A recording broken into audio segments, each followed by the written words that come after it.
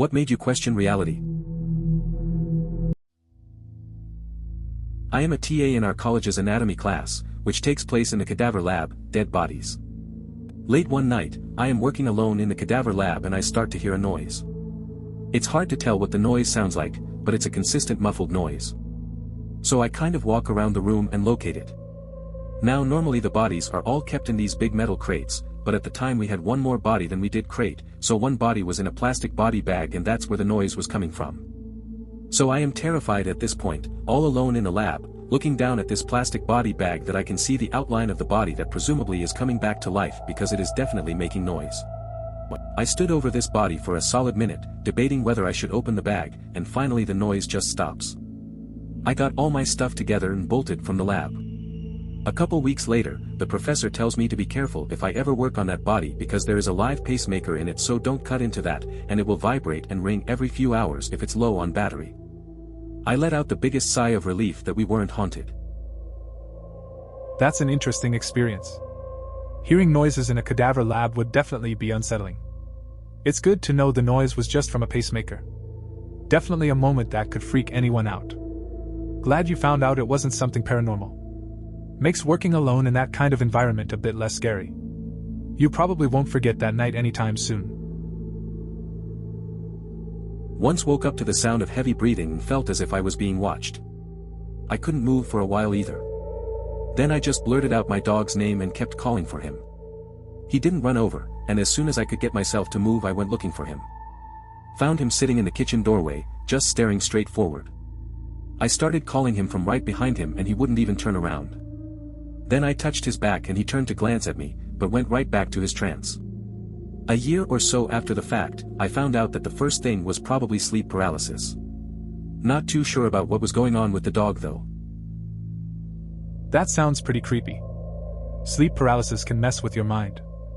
It's unsettling when you wake up feeling trapped and see your dog acting strange. It's like something's off, but you can't quite put your finger on it. The fact that he was in a trance adds to the weirdness. It's always unsettling when pets act differently, almost like they can sense something we can't. But it leaves you with questions. Not necessarily creepy, but definitely made me question reality. I used to work in a gas station. One regular customer was like night and day. One day he'd be soft-spoken and shy, the next he'd be obnoxious. His cigarette preference also changed from day to day. But he always came in the same work truck with the same guys at the same time of day. One day, he walked in and went straight to the bathroom. A minute later, he walked in again and came to the counter. Twins. It took me 8 months to realize they were twins. And not even identical twins, either. They just looked really similar. That's an interesting observation. It's strange how people's perceptions can be influenced by appearance. The fact that they were so different in behavior makes it even weirder. Working in a place like a gas station, you'd think you'd notice something like that sooner. It's just a reminder that things aren't always what they seem. There was an old man who lived on the road I drove every day to get to the highway. He sat on his front porch drinking his morning coffee, and he always waved at me when I drove by and I always waved back. This went on for the better part of a decade.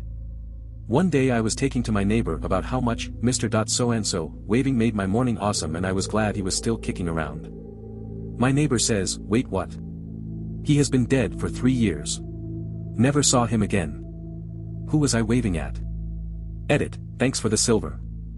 And in response to a few questions, I asked my mom later that day, didn't tell her why because my mom hates spooky stories and won't even watch scary movies, if Mr. So-and-so had died and he had in fact been dead for 3 years.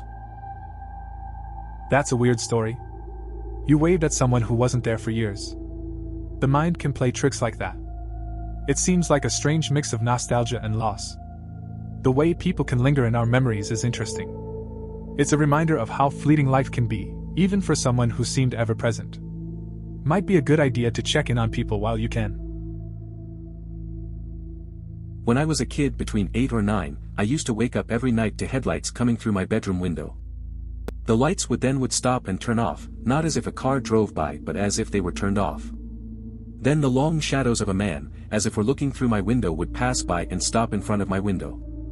I would lay really still and pretend nothing happened, every night for months. Eventually I convinced myself it was imagination. Now that I think back, it stopped when my stepdad moved in. My mom was single, but I was convinced it wasn't real. Across the street lived my best friend whose mom was also single and she refused to sleep in her bedroom. Her window faced my window. She told me years later it was because every night a man would park in her side yard and walk over to my yard. The long shadows were from the light in her yard. She eventually decided it was my dad checking on us and never told me until I was a teenager. It wasn't my dad, I asked him. So I thought I was crazy and hallucinating for years, and perhaps I wasn't, or two kids were having more odd dreams at the same time every night. That's a pretty strange experience from childhood. It's interesting how two kids had similar perceptions. Kids often have vivid imaginations, but this sounds a bit unsettling. It makes you wonder about what actually happened. The fact that your friend's mom saw something too adds some weight to it. It's wild how those memories can stick with you and make you question your own reality. Makes you think about the unseen factors in our lives. Posted this before, but thought it would fit here too. By my hometown there was a hiking trail that people went to very infrequently. It was along the side of the Niagara Escarpment, so it had some climbable cliffs, and some very shallow caves that you could crawl around on. I went with some friends when I was 19-20 and we were crawling around and found a cave that went pretty deep. We had never been in there before, had never even seen it before. So we pushed forward and decided to check it out even though we had no flashlights, and this was when cell phones didn't really have a flashlight function. We stepped into the cave and it was easily 20 to 30 degrees cooler than outside. Upon looking around with which light we had, we noticed it was really clean inside the cave, as in it didn't have beer cans littered everywhere like all the other small caves did. While in there we got a really eerie feeling after being in there shortly, hearing weird and strange things. Feeling like we were being touched, poked and pulled, and not having any way to figure out who was doing it because it was too dark. We were just using lighters to see what was around us. We were convinced one of us was messing with the others. Although anytime we sparked up a lighter, we were all decently far apart. We decided to hightail it out of there after only a few minutes, convinced to come back with flashlights. We came out to see that it was now dusk outside. When we entered it was midday. Somehow we had lost roughly 3 hours inside of this cave. We went back with flashlights the next week, but have never been able to find this cave again. That sounds like an interesting yet creepy experience. It's strange how you lost track of time in there. The feeling of being touched and that eerie vibe definitely adds to the mystery of caves. Not being able to find it again after going back with flashlights is kind of wild. It's like the cave has its own secrets. Nature can be pretty unpredictable like that. I would have chalked this up as a dream, except I know I was awake because I really had to pee. I woke up in the middle of the night, having to pee really bad as mentioned above, and from my position on the top bunk I could see into the hallway. The bathroom was right across the hall from my bedroom door and also right in my vision. I was just starting move to climb down and go to bathroom when I saw, heard, and felt the footsteps of a man coming down the hall and going into the bathroom. I thought it must be my dad, but that was strange because he and my mom had their own bathroom. Even stranger, he didn't turn on the light or close the door. So after a while I got annoyed because I really had to go, and I called out to him. No answer. So I finally climbed down and switch on the light, and find an empty bathroom. I had definitely seen a figure, heard the footsteps, and felt the vibrations of the footsteps of a large man come down the hall and go in there. I was about 10 when this happened, but I remember it so vividly because that is freakiest thing that's ever happened to me, paranormally speaking. Edit, alrighty, as many of you have pointed out, the needing to pee isn't really good evidence of being awake. I am certain that I did at least get up and relieve myself, as I later awoke to an empty bladder and no pee in the bed. As I've mentioned in the comments, I've always been a vivid dreamer from a young age, and have always been able to tell the difference between dream and reality after the fact. Except in this instance. I've even had plenty of dreams of similar occurrences, but they've all definitely been dreams. Ain't no proof by any means, but I distinctly remember being awake. That's an interesting story. Waking up and seeing something you can't explain is unsettling. The whole empty bathroom thing adds to the mystery. It's hard to tell if it was a dream or something else. It's good you could differentiate between dreams and reality before, but this time seems different. Those experiences can stick with you for a long time. It's definitely a memorable moment.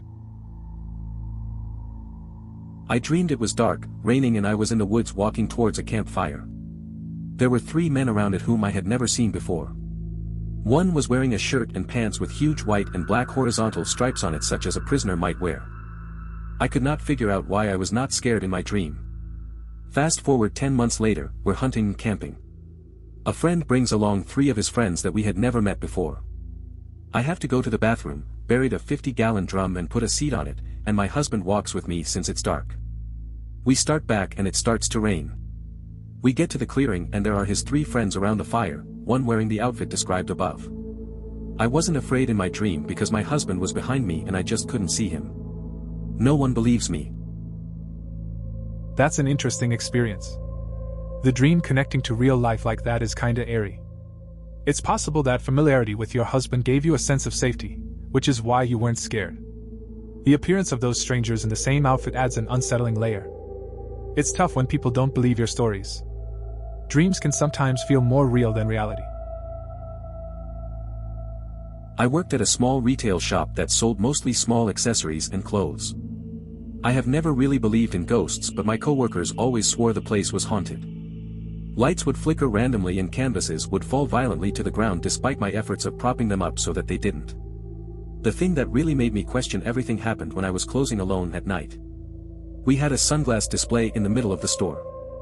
Just a flat glass shelf with a bunch of sunglasses laid out nicely on top. I walk past it to the register and hear this huge crash. Look back and all of the sunglasses were on the floor. It looked like somebody just took their arm and dragged it across the shelf, pushing them all off. There wasn't anything above the display, so nothing could have knocked it off. I don't have an explanation for it. It was right as I was about to close too. He was a rude ghost. Sounds like you had quite the experience there. It's interesting how you're not really into the whole ghost idea, yet you had those moments. The flickering lights and the sunglasses crashing down must have been unsettling, especially closing up alone. It's strange when things happen without a clear explanation. Makes you wonder about the stories behind old places. In any case, a rude ghost is not something I'd want to deal with at work. I've told this before, but about 7 years ago I was at my mom's house. I live next door, and this white car pulls into the driveway. We weren't expecting anyone, so I assumed they were lost and needed directions, and went to the door. A white woman in her 50s or 60s got out, along with a 9 or 10-year-old black girl. Surprised me because I expected the kid to stay in the car if they just needed directions. I opened the door and the woman kind of nudges the girl towards me, both with big smiles on their faces. I said, "Hi, what can I help you with?" She asked if I was Baggy Raccoon and I said yes. She told me they went to a neighbor's house looking for me, and they pointed her to our house. I just kind of stared at me expectantly, like I was supposed to know the girl and be happy to see her. When I didn't react, the woman told me they were here to see the dentist. No dentists here. Small ranch-style house in a fairly rural neighborhood. No dentists here. Not anywhere near us. The woman and the girl just kept smiling. They didn't look confused. They just kept saying, "Are you sure?" Finally they left, and later I asked the neighbor who directed them to our house, and she said she never told the woman my name, that the woman asked for me specifically. It's always kind of haunted me. I really feel like I was supposed to know that girl. Like, if I was a guy, this would be someone trying to introduce me to a kid I didn't know I had. I honestly started wondering if I was nuts and had given up a child for adoption. It was that strange of a feeling. My mom firmly believes the girl will come back someday to tell me what it was about, and I think about it frequently. Drives me insane to wonder what they really wanted. That's a pretty strange experience. You opened the door expecting a simple interaction, but it turned into something much more unsettling. The mysterious way they acted and the woman's insistence on knowing you adds a lot of layers to it. It makes you question a lot about your past and connections. Your mom's belief that the girl might return someday keeps that whole event alive in your mind. I get why it stuck with you. There were 2. The first one was a UFO. I saw a light streak across the sky, make a 90-degree turn and streak away until it vanished. Years later I learned that it was probably just an asteroid breaking up. Put that one to rest. And #X200B, once, when I was about 8, we were driving along a road in the back country, and I was staring out the window, and in the distance in a field I saw a silvery/green glowing cloud that was completely unnatural. It suddenly moved, almost ran, towards the road, then up a tree just as we were passing it. As we climbed a hill, I saw it drop from the tree onto the road and float back into the fields. That sounds interesting. The UFO sighting with the light is pretty classic. It's easy to jump to alien conclusions when you see something unusual. The glowing cloud encounter is more unusual. It's strange how you saw it move so quickly. These experiences can really stick with you, even if there might be logical explanations later. Not every odd sighting needs to be something out of this world, but it definitely gets your imagination going. When I was 19, I worked third shift and was a little paranoid. I would take different routes to and from work, just in case. One night, as I was driving to work, I saw what was the stereotypical death, black hood, no face, scythe. It was just standing in a field, leaning on the scythe and watched me go by. I freaked. Once I got to work, I called my best friend and told him. That way, if I died, someone would know. Work went fine that night. I forgot it after a few nights. A week or so later, it was the same route on rotation, but to go home, instead of going to work. I was involved in a head-on collision that temporarily killed me. I woke up a week later with extra parts and a lot of damage. My best friend asked me what route I had taken home and I lost it because it was the route I had seen death on before. This story has a strange vibe to it. The whole seeing death thing before the crash is unsettling. It's kind of wild how our minds work, especially in paranoid moments. It sounds like a heavy experience, especially waking up after being gone for a week. The connection between the encounter and the accident adds a layer of creepiness. I get why it would be hard for him to shake that off. I'm the type of person who keeps my bedroom door closed and locked all the time, no matter what, even if I'm home alone. So like a year ago, it was 1 a.m. and I had decided to get a glass of water before going to bed. After coming back in my room, I swore that I closed and locked my door. After about 30 minutes of me dozing in and out of sleep, I suddenly felt all the ambient noise completely dissipate and immediately got that something feels off feeling. I got up and saw that my door was wide open. It scared the shit out of me as I was home alone. I've just chalked it up to being a one-time mishap on my part. That's pretty unsettling. It's strange how quickly the mood shifts when something feels off. The fact that you always keep your door locked makes it even weirder. It's good you figured it was just a mistake, but I can see how that would shake you up a bit. You probably double-check now, just in case. Talking with my son when he was 3 or 4 years old while he was playing with a Darth Vader toy in his mom's lap. Talking about the Wiggles or Barney or whatever. Completely unprompted, he said nonchalantly, "Dingo cold. Dingo cold." And goes back to playing with his Star Wars toys. I asked him what he said and he denied saying anything with a giggle. My wife very clearly heard him say, "Dingo cold too." I never told him about my childhood best friend, Dingo, being killed in an avalanche 10 years earlier. That's a strange moment. Kids say the oddest things sometimes. It's interesting how they can pick up on stuff without you realizing. The connection between what he said and your past is pretty deep, though. It must have been tough hearing that. It shows how memories can linger and surface in unexpected ways. Just a reminder that kids have their own way of processing things around them. I've related this before, but I'll repeat it again. I can think of a few things that happened in my first year of college. I used to live in an apartment kind of place on campus, with 3 other people. We all had our separate bedrooms, but shared a living space. It was on the 7th floor, to give a better idea. Once, I woke up at around 2 a.m. to find that my phone was automatically playing a song. I closed the app, but it happened 2 to 3 times again. I would have put this down to my phone being weird, but then one of my roommates told me the exact same thing happened to her as well. This wasn't all. A few days later, I woke up to a beeping sound coming from my phone, and when I checked, it was apparently a sound recording. The duration showed as 0.00 though, which meant that it shouldn't technically play at all. I deleted it immediately. Another time, my roommate and I were watching a movie and had stayed up till 3. It ended and she went to sleep. After a few minutes, she burst into my room and asked me what I was doing. I was confused because I was just lying in bed, reading. She said that she heard very weird noises from the window, which she assumed I was making, to scare her or something. I went to her room and it sounded like heavy breathing/sighing. I told her it is just the wind. We opened the window and saw that the trees etc. were completely still. I don't have the same phone, room or roommates anymore, even though I still stay on campus. That's some strange stuff happening there.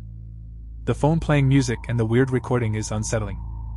It's odd that your roommate experienced something similar. The noises at the window sound creepy too, especially since the wind wasn't doing anything. Sounds like your first year had some unexpected moments. Glad you moved on from the phone and that situation. Hopefully your new setup is more normal.